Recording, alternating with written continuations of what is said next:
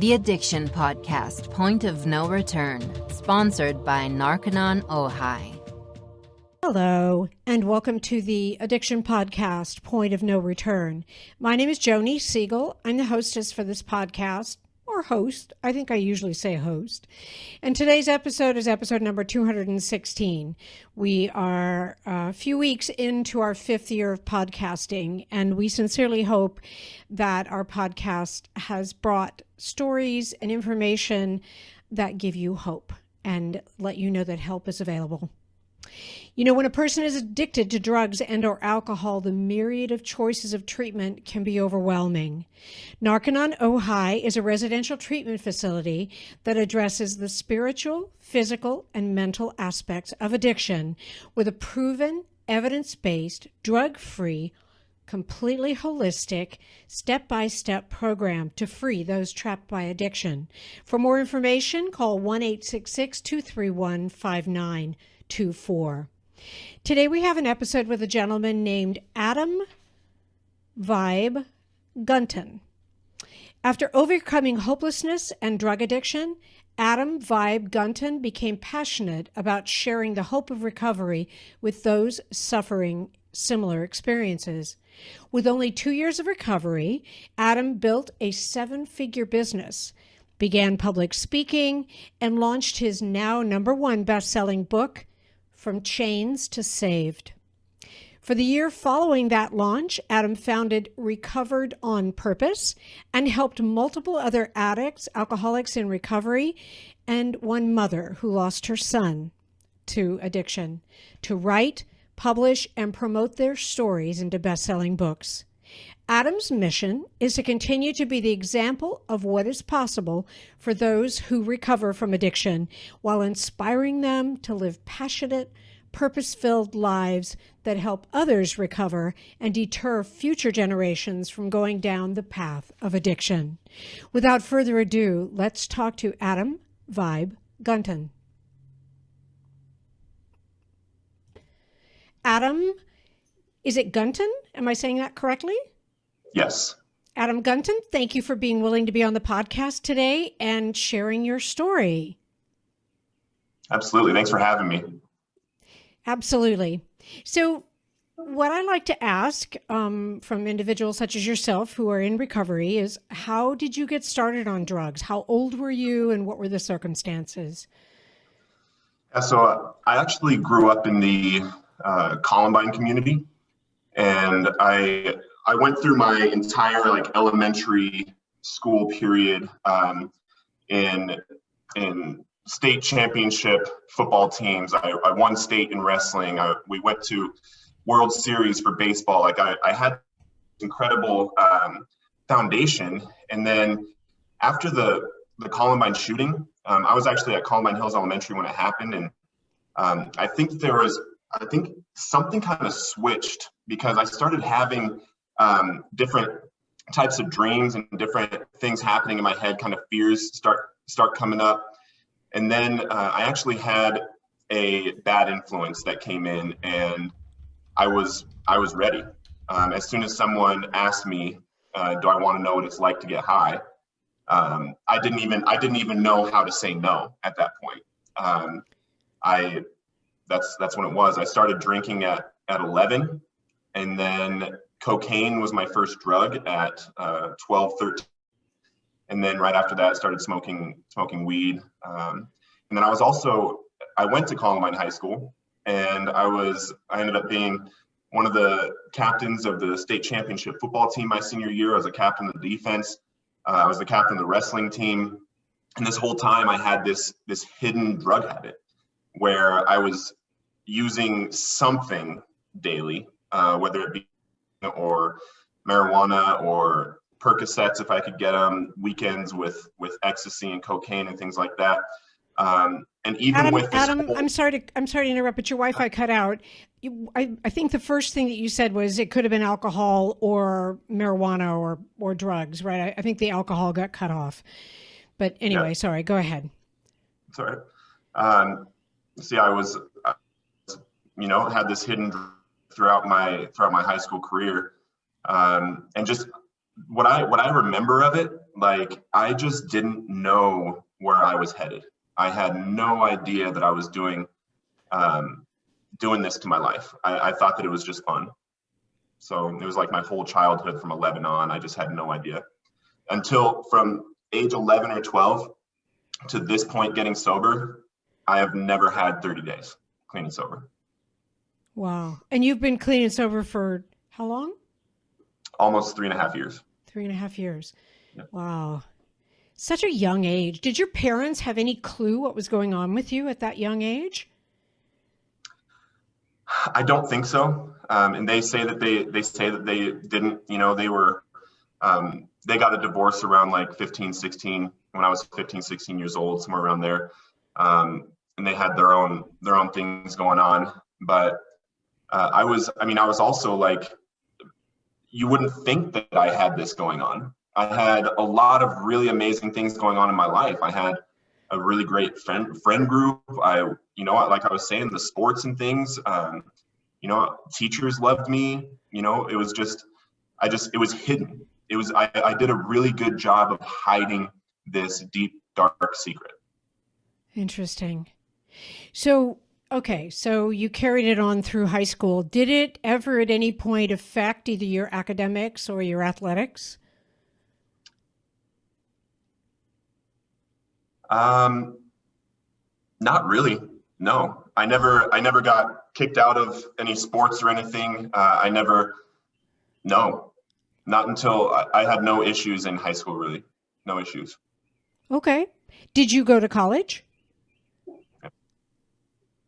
And I went to college for a little bit, but I didn't go to college. Right. I went to the University of Northern Colorado, or some of us in Colorado call it the University of No Other Choice.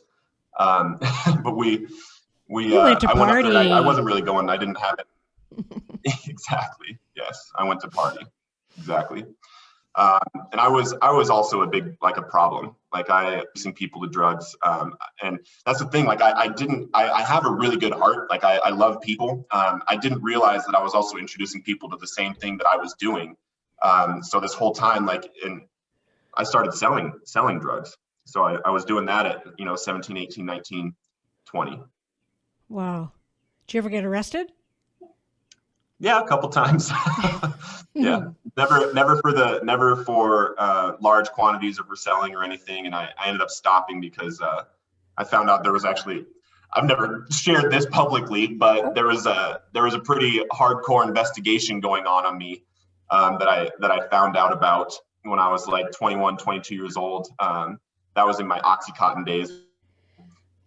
Addicted to those, and I had a doctor prescribe me for 250 milligrams of Oxycontin when I was like a day when I was like 20. And then it just went downhill from there. And we all, like everybody that's done Oxycontin, that like while you're doing it, if you have a prescription, you're trading them, you're selling them, you're doing this and doing that back and forth. But then one day I left my house and I was in the back seat and I had my friend who had just given me his whole script. And I had those in my pocket, and then someone else was in the front seat, and we got pulled over by like 4 DEA cars, and there was it was crazy. And then they came up to my window, sitting in the back, and they were like, "Mr. Gunton, where have we heard your name before?" And I shoved all those pills in front of me because they were actually the script, and then he ended up arresting the driver whose script it was and started interrogating him, trying to say, if you roll over on Adam, then we'll let you go. And he was like, you just screwed up your whole investigation because those are my pills. And then he told me about that, and I haven't sold a drug since. Because I was this close. I was this close to having a really, really bad time. Wow. Well, we could say that that's your point of no return for selling. I know selling. your point of no return for taking is a little bit later, but wow. Right. You dodged a bullet there, Mr. Gunton. Yeah. Well, who knows? Like the thing is like if I would have gotten caught at that point, maybe that would have been my point of no return for using also, because I went through hell for the next 8 years of my life. Hell. Yeah. Wow. So how did it progress? Tell us about that hell you were going through. Yeah. The Oxycontin, like a lot of us know, it turns into something that you can't stop. Like the opiates, those things are so addicting, so incredibly, they just have this pull on you, that it got to a point where I actually OD'd on those and got my script taken away from me. The doctor couldn't write it for me anymore because I went to the hospital and the police were involved in different stuff. So I actually ended up cold turkeying off of that. And I was clean for me. Like, I was only smoking weed and drinking for a few months, but then I was in a bad motorcycle accident. And I know this isn't on video, but I don't know if you can see this scar that's up my head like this, but I got in a really bad motorcycle accident. Adam, we are videoing. Oh, for this podcast too? Yep, Oh, cool. We do a video on YouTube as well. I guess I should warn you, don't like pick your nose or anything. But yeah, I saw the scar. All right, so yeah, but the reason why I have the scar is my best girlfriend was riding on the back and she was wearing the helmet. And there was it was this beautifully paved road. I wasn't drinking or smoking that day. And I was going down this beautifully paved road and going the speed limit. My roommates were following me. And without any warning, without any sign, nothing, the road just ended and went from asphalt to dirt. And there was a 3-foot wide, 2-foot deep pothole right in the middle that I hit. And I went over the handlebars, she flew off, and my roommates were following me. So they ended up taking us to the hospital. And because we didn't call 911 when the accident happened, they called the police on us. The police came in and they ended up arresting me to the table and giving me a ticket for DUI and reckless endangerment ×2, and all of these charges that I didn't do. I was going to say, you weren't high. That doesn't make any sense. Yeah. And I consented that night. I consented to blood. I consented to them doing their investigation, everything. I told them I haven't been drinking, I haven't been smoking, nothing. And then it was like 4 or 5 months later when they finally gave me the blood results that showed that there was no alcohol, no marijuana, nothing in my system whatsoever. Wow. And during that time, I was just emotionally really, really hurt by what was happening because my best girlfriend was injured. I was injured. I thought everybody thought poorly of me because everybody thought that I was drunk driving my best friend on a motorcycle and got in an accident. And that was actually, during that time, was the first time I used heroin, because from my Oxycontin days, I knew that opiates will take away this emotional pain. I know it will help with physical pain, but most of all, it's going to help me with my emotional pain that I'm feeling right now. So I went out and started using heroin. And by the time that I got acquitted of all those charges, it was too late. It was too late, and I was hooked on heroin. And that drug took me to, right now I'm about 215 pounds. At the end of my use, I was shooting up heroin and meth, and I was smoking crack if I couldn't find anything. And I was at 148 pounds. So yeah, almost 70 pounds less than I am now, and just sunken in, totally different person and unable to stop. And I was trying. Wow.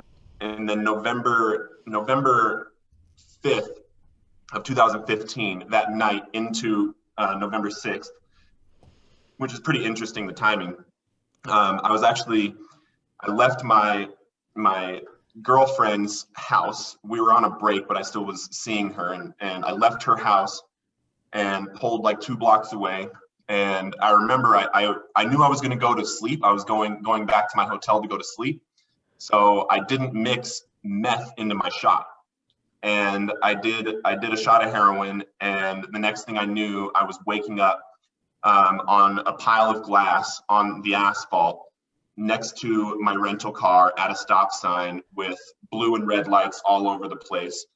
And I had to watch this on video in court 3 or 4 months later, because the police that found me had their body cam on, and they found me slumped over the wheel with no pulse and almost no breath.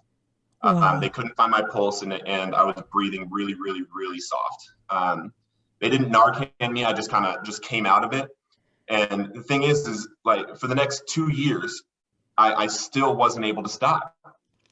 People say, they look for the consequences that get you to stop. Well, maybe the fact that they charged me with a felony for being sick. They charged me with a felony that night. Felony possession of dangerous drugs. Wow. And I had personal use heroin and meth on me. And I had 5-year prison sentence hanging over my head for that. And while I was on probation for the next 2 years, I would go into my probation officer begging him to put me in prison because I can't stop. And they tell us that these consequences or these laws are supposed to deter us from using drugs, or are supposed to deter us from continuing to use drugs. I couldn't stop to the point where like I wanted to die. I didn't only want to die, I wanted anything that would get me to stop, because so much, and it was like nobody saw it. Wow. That's how I felt. And I felt completely, totally, and utterly alone. Wow. There's somebody screaming for help and you're not getting it. Wow. Yeah. Okay. And then I know you're going to ask what the point of no return is or was. On November 6th of 2017, exactly 2 years after that happened, I was, like I said, I was 148 pounds. I was homeless. I was kicked out of a homeless shelter. I was 86th, and because I couldn't stop using. I was going into my probation officer asking him to put me in prison. I was going to 2 12-step meetings a day. I was going to church, Bible studies, all this. And it got to a point where I knew I had tried everything. Like I knew I had tried everything to get sober, and there was nothing I could do. And I believed that I was going to die a junkie on the streets with no hope. And I was sitting in this car before this Bible study every single Tuesday that I went to at 6:30 at Mazevo Coffee in Billings, Montana. And I was about to go, and I told God, I said out loud, God, I'm not going. I'm sick of this. I'm not going to these meetings. I'm not going to church. I'm not going to these Bible studies. I'm not going to probation anymore. Just let me die. Just let me die. And I told him that, and I heard him audibly whisper to me, like into my heart, like it was like a whisper that went through my head and my heart, and he said, it's time, go. And in that moment, I remember like getting really upset, because so many of us in our addictions, we have these times where we actually truly believe that we're going to stop. Like I've literally tossed all of my dope into a toilet, and then morning went to go pick up more. So it was like when he asked me, I got upset, because I was like, this has happened over and over and over in my life. This point has happened over and over and over. And I said, God, I'm sick of this. I started hitting the roof of the car and like yelling at him and like crying. And I was like, God, I'm sick of this. Just let me die. Just let me die. And I'm yelling at him. This is a couple to a few minutes, I'm yelling at him. And then he just repeats himself and he says, it's time, go. And I remember getting this sense of peace, right? This, I don't know why I'm going, but okay, fine, God, I'll go. And I go to this Bible study. It's at this coffee house in this back room with these sliding doors. And I went in, I bust the doors open. I'm 12 minutes late. All the guys in the Bible study are in prayer, and I interrupt them all. I throw my hands up and drop on my knees, and I say, guys, please help me. I can't stop. Please help me. Please. And my best friend, Brendan, who was the Bible study leader, came over to me, and he was like, calm me down. And he's like, normal to me. He's like, bro, let's just get through Bible study, You are listening to the Addiction Podcast, Point of No Return. For more information on the podcast, or to reach out if you have a story you would like to share with us, go to our Facebook page by the same name, or you can email us at theaddictionpodcast@yahoo.com, or go to our website, theaddictionpodcast.com, or call us at 727-314-7080. And please remember to subscribe to our podcast wherever you listen to podcasts, and give us a 5-star review.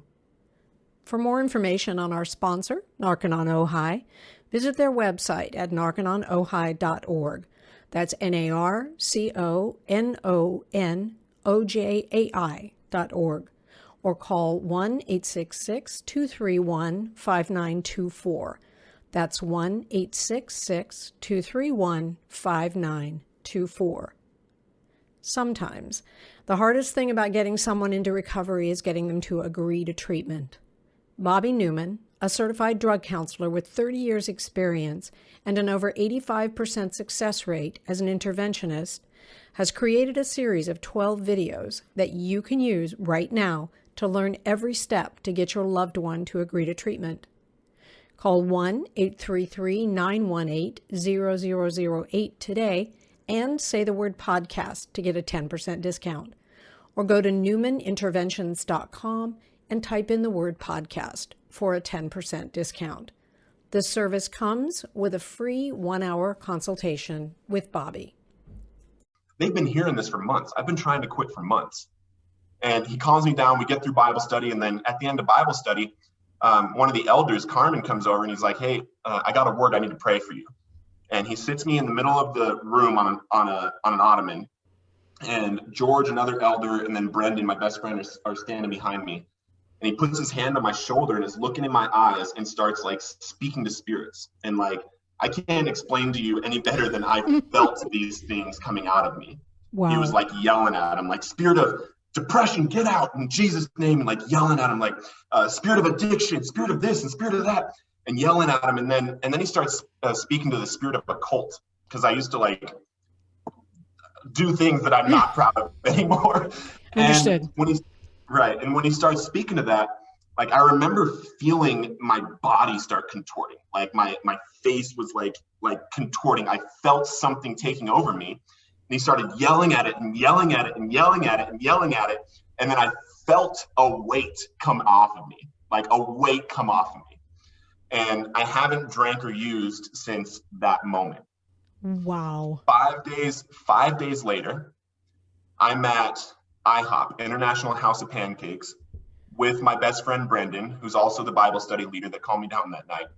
I'm sitting across from him, and 5 days for me at this point is like a miracle. Right. A miracle. So I'm sitting across from him. I'm all excited, like, oh my gosh, I have 5 days. I can't believe this. And like talking to him, I'm all excited. And then I get a text message on my phone. I just had this little flip phone, and I open it up, and it's from my dope dealer. He's like, hey, bro, I just got some new stuff. It's fire. I'll give you a free 20 to try out.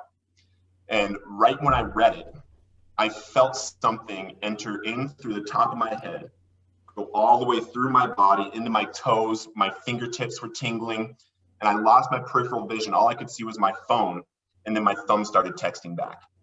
And it was in like King James. It was like, ye shall not text me again. Thou hast texted me for the last time. And it was going crazy.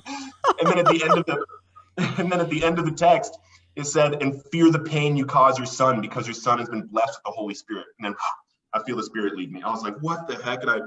And like, as I was typing it, I couldn't even read it. So I like look back and I read it. I'm like, what the heck? I show it to Brendan. I was like, dude, that wasn't me. I was like, that wasn't me. And he was like, okay. And I pushed send. I closed the phone, and I'm going down to put it in my pocket. I'm looking down at my pocket. I'm like, dude, I don't know what that was. I don't know who that was. And I look back up, and Jesus is sitting across from me. Oh, wow. The entire restaurant completely disappeared. All I could see was his face. There was a glow coming from behind him. He was smiling at me.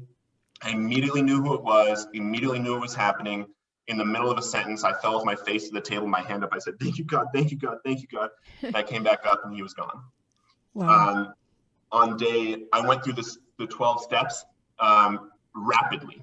And I talked to Jesus. I knew who God of my understanding was. And I started talking to Jesus. On day 26, the obsession completely left. I did my 5th step on day 25. And on day 26, I noticed that I had a spiritual awakening that I had no desire to drink or use, and it has not come back since that day.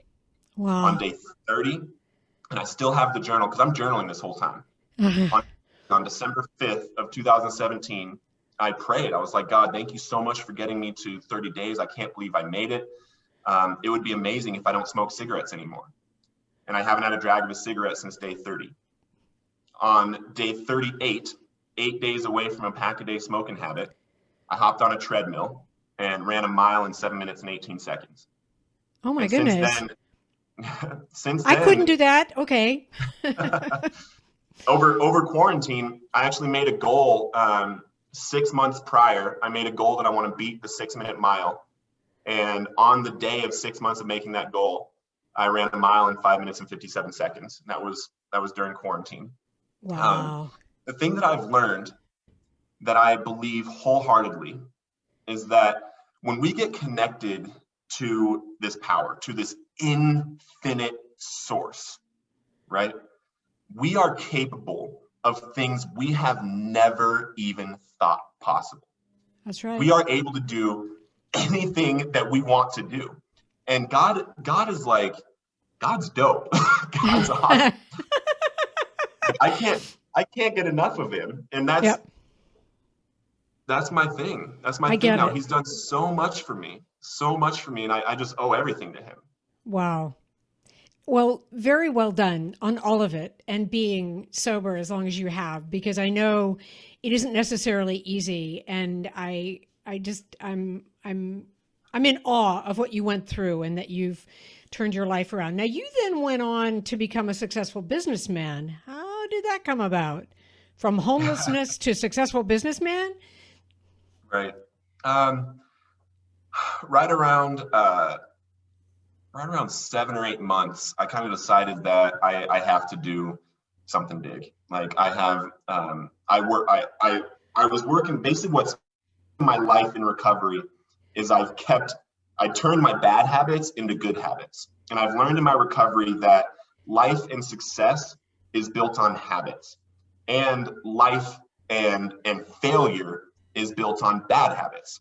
Like when we had a bad habit. Using drugs is a bad habit. Right. We flip that over, start working out every day, our body's going to get healthy. Right. If we flip that over and we start reading every day, our mind is going to start getting healthy. If we flip that over and we start focusing on opportunity, on different things, and looking for sources of opportunity and sources of serving others, then opportunities to serve others are going to come up. So I was working at a home show company where we sold booths to home shows and stuff. And I ended up meeting my now business partner through selling him a home show booth. And he's in this niche industry, in the medical industry, and needed a marketing plan for it. And in 2018, the company that he had did 70,000. And then I came on in the end of February 2019, and we did 1.3 million that year. Wow. And I came on as chief marketing officer. Wow. Now in 2021, we now employ 25 people now. Everybody has benefits and 401k and all of that. And we founded the company with the belief that we want to serve. We want to be like the number one employer. We want to be like, when people work for us, they never want to leave because we just have this incredible job opportunity. So we built it from there. And then if we're going to talk about recovered on purpose, that was just pure God.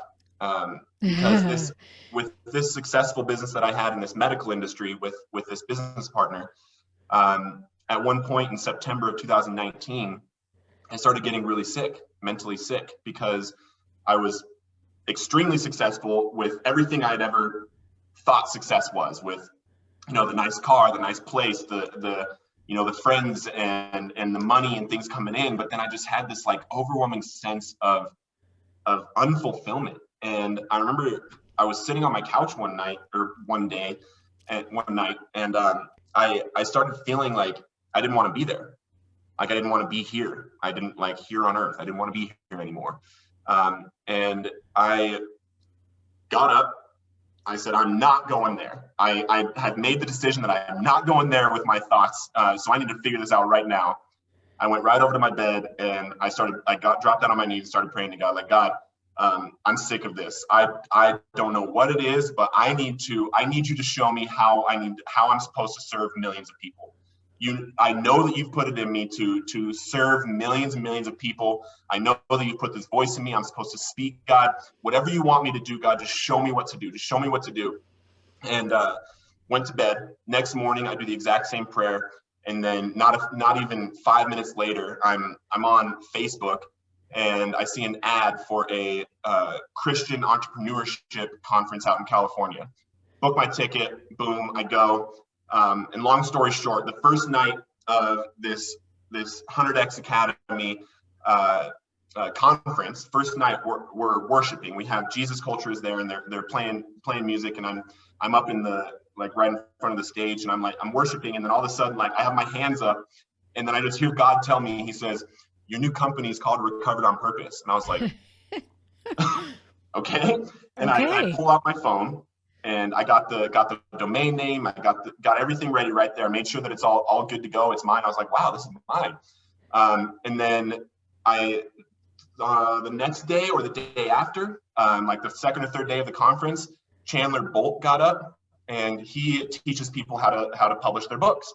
And so September 28th, I bought the course, and God told me, if you publish this book for your 2-year clean and sober, you are going to inspire so many others to do the same.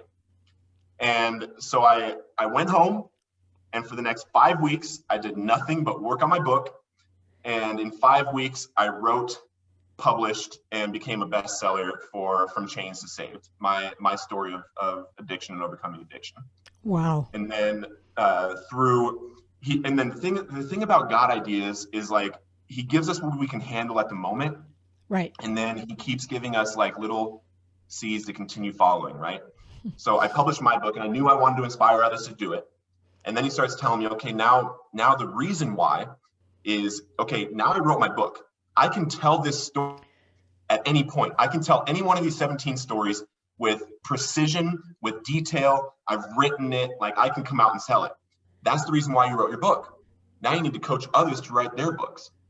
In quarantine, I actually helped 3 other people write and publish their books to bestsellers. Wow. That's awesome. Thank you. Sorry. Thank you. And the mission of Recovered on Purpose is, and here's the thing, I love working with people one-on-one. I love coaching people one-on-one. I just have this mind of scaling, because I believe that we as recovered addicts, we have a mission to save others from it. And that doesn't just mean we're helping addicts that are suffering. I believe that the only way we're actually going to end addiction is by ending it at the source. Yep. If I would have had the right message from the right man at the right time when I was a kid, I never would have used drugs. Never would have used drugs. That's what I believe. That's why when we talk to people who are doing drug education, I believe that young people are not stupid. And if you give them the truth about drugs, what it does to the body, what it feels like, that there's a good percentage of them that will go, I'm not going to do that because I know why I'm not going to do it. Exactly. Yes. Yes. So the vision of Recovered on Purpose is we need to have an addict speaking in every single public school in America every single year. That's the only way, and we can't leave anybody behind, because we could be leaving the next Martin Luther King Jr. behind. That's right. We could be leaving the next JFK behind by not teaching them about drugs, and then they miss their opportunity. There is so much talent, so much blessing being stolen by addiction. Yep. So much of it. Yep. And we that recover, so few of us are recovering. And we have a responsibility now. I believe fully that if we were given the gift of sobriety, we have a responsibility now. I think you're right. I think you're absolutely right. And I love the mission of Recovered on Purpose. I love that you're helping others write their book and getting out there and doing drug education. Adam, if someone wants to find you, how do they find you? They can find me on Facebook, Recovered on Purpose, or they can go to my website, recoveredonpurpose.com. Drop a message, say hello. I also give my audiobook and digital book totally free if you subscribe at the bottom at recoveredonpurpose.com. Wow. And I don't even know how to use an email list yet, so don't think I'm going to start sending you a bunch of stuff. I literally have an email list full that I don't use, so don't worry about that. I really just want to give you my book for free. Fair enough. Adam, thank you so much for taking the time to talk to us today. I think your story is hugely impactful. And that's why we do this podcast, is to have people like you get their message out and get their story out. And I really appreciate you taking the time to do that. And we will broadcast it far and wide. Awesome. Joni, I appreciate you having me. Thank you so much. Well, I hope you enjoyed the interview today with Adam Gunton. I will put on the video the name of his website, recoveredonpurpose.com. And also I will put information about his book in the show notes for this show, because I think his book has got to be as impactful as his message. He sank pretty low, but now he has raised himself up pretty high with his belief in God and his wanting to forward a very, very survival purpose to help others. So thank you for listening. We'll be back again next week with another interview, and have a great week. If you or someone you know needs help, please don't wait. Reach out now. You have been listening to the Addiction Podcast, Point of No Return, sponsored by Narconon Ojai. For more information on Narconon Ojai, call 866-231-5924 or visit www.narcononojai.org. Narconon is a non-12-step rehabilitation program based on the works of L. Ron Hubbard.